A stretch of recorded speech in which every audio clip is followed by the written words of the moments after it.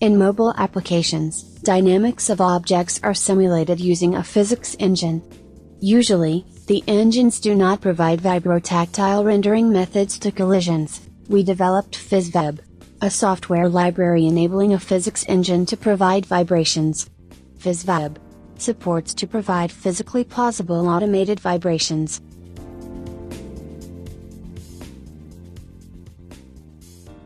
We design PhysVib to render vibrations to collision events, using simulation results of a physics engine, Box 2D.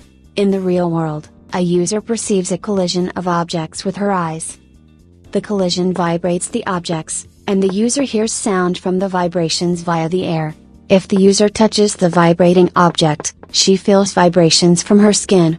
PhysVib sets a camera flag variable to mark an object that is being touched by a user. This is an example of a vibration rendering process. When a collision occurs in PhysVib, at the collision, two contact trees are made by using the collided objects as their roots. PhysVib calculates vibration parameters if some fixtures are touched in the trees. After the contact breaks, each focused fixture makes a vibration signal using a reality-based model.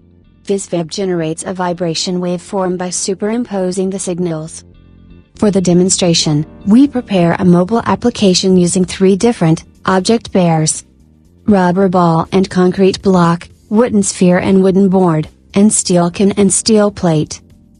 Users can tilt a phone to move internal objects, or directly control them by touch and drag. Also, users can control focuses of haptic cameras freely. This application runs on a mobile phone, attaching a vibration module embedding Haptuator 2. You can enjoy vibrotactile feedback on our demonstration using PhysVib.